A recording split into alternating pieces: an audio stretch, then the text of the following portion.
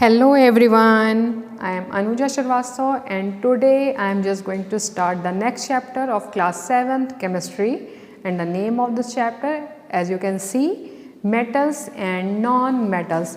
So this chapter, it is very interesting, and I already teach you about metals and non-metals in the previous chapter, just like the elements, compound and mixture. That means introduction I had already given, but once again I am going to start this topic in the complete way because this is the only related with the metals and non-metals. So we were also studied about the periodic table, where we are studying that till now 118 elements are classified as metals, non-metals, noble gas and metalloids. That means all the elements which are present in the periodic table, they are classified into the 4 different categories. And what are that categories? Metal, non-metals, metalloids and the noble gas. But here we are only discuss about the metals and non-metals, whatever their properties and how they are going to react. Okay, so if we are going to discuss about the metals, so some common metals you are already knowing, that copper, iron, silver, gold, zinc, these all are the metals. And the non-metals, just like bromine, chlorine, hydrogen, carbon, nitrogen, they are the examples of non-metals. So let us see the occurrence in nature, that means where these metals and non-metals occurs in the nature. So let us see wherever the occurrence, कि उनकी occurrence कहाँ है. So अगर हम जानना चाहेंगे कि उनकी occurrence कहाँ है, तो atoms of most the metals are forms the positive ions. जो metals होते हैं, इनके मोस्टली जो एटम्स होते हैं, दे form the positive ions. That means cations बना रहे हैं, और अगर ये पॉजिटिव आयंस बना रहे हैं, that means they are going to lose the electrons, वो इलेक्ट्रॉन को लूज करेंगे. And you are also knowing they are very reactive. ये क्या होते हैं? Very reactive.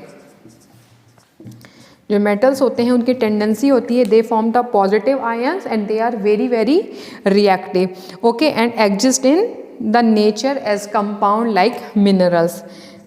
That means they are exist in the nature in the compounds and form the mineral. Okay, some metals are very highly reactive and only exist as the metals. कुछ ऐसे minerals होते हैं जो बहुत ही ज़्यादा reactive होते हैं और केवल मिनरल्स के ही फॉर्म में मिलते हैं, जैसे potassium, sodium and calcium. And some metals such as copper and silver, they are less reactive. वो बहुत कम रिएक्टिव होते हैं, इसलिए वो क्या करते हैं, वो बोथ कंपाउंड और मिनरल्स दोनों ही फॉर्म, फ्री स्टेट दोनों ही फॉर्म में मिलते हैं.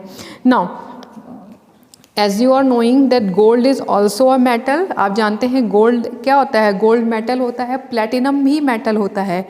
पर गोल्ड एंड प्लेटिनम जो होते हैं, दे आर नॉन रिएक्टिव. ये क्या करते हैं? These are non reactive. और जो मेटल्स नॉन रिएक्टिव होते हैं वो कौन से स्टेट में एग्जिस्ट करते हैं? They exist in the free state. अब यहाँ फ्री स्टेट का मतलब क्या हो गया? फ्री स्टेट का मतलब होता है they exist as a element. वो एलिमेंट की तरह एग्जिस्ट करते हैं, कंपाउंड की तरह एग्जिस्ट नहीं करते हैं. इसीलिए इस तरीके के जो मेटल्स हैं जो नॉन रिएक्टिव हैं और फ्री स्टेट में एग्जिस्ट करते हैं, उन्हें हम कहते हैं noble metal.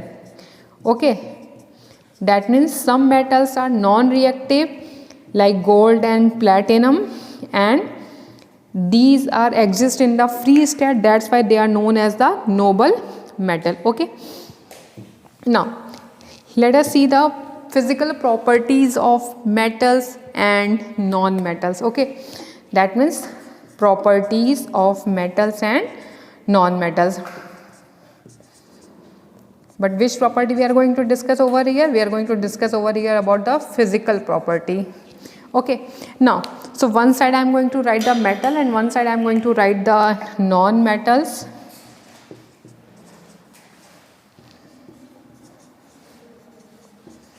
Okay, now how we are going to discuss the difference between the metals and non-metals. So first I am just going to tell you their property, just like the luster. तो luster क्या होता है? It is just being the shiny object. तो metals क्या होते हैं?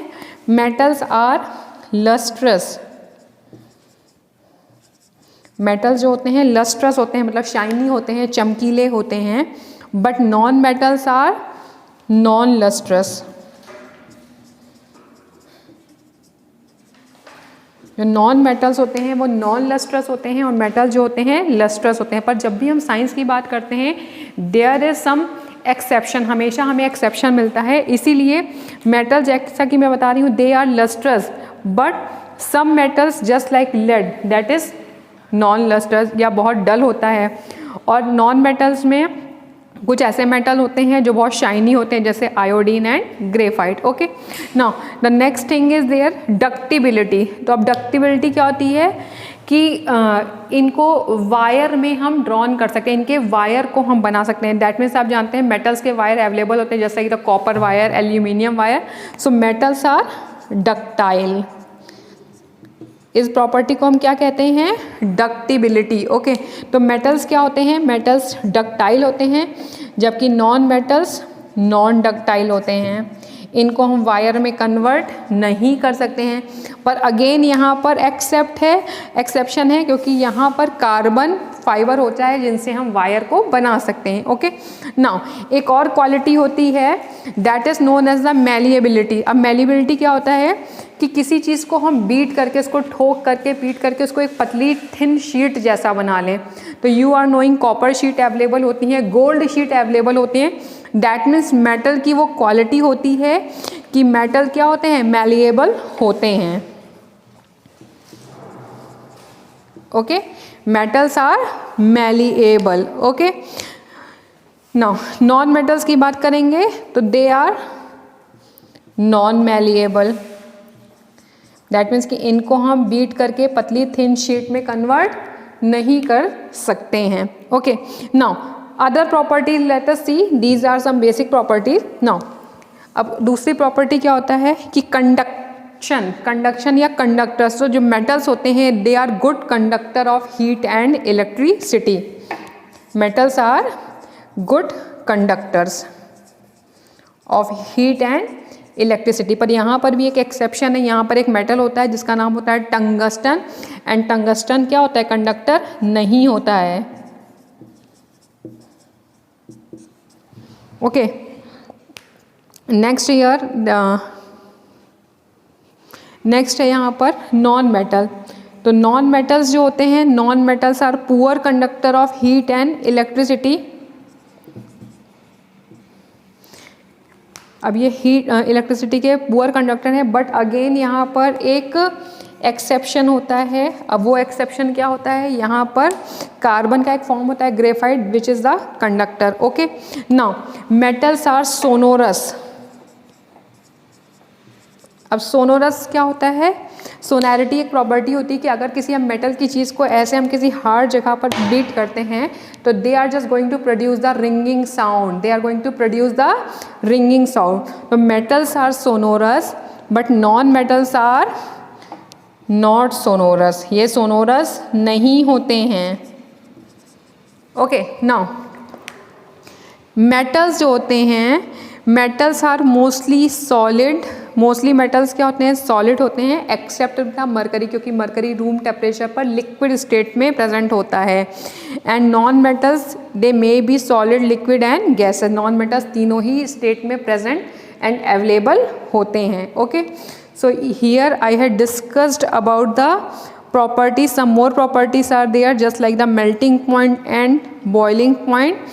Okay, density. जो metals होते हैं, मेटल्स की हाई डेंसिटी होती है, जबकि नॉन मेटल्स की लो डेंसिटी होती है. That mean they are having the high density and non metals they are having the low density. Metals are mostly hard. मेटल्स की जो टेक्सचर होती है क्या होती है? मोस्टली मेटल हार्ड होते हैं, जबकि non metals are mostly soft, but यहाँ पर again exception है, one more non-metal which is diamond, that is the hardest substance. So that means some exceptions are always present in the science.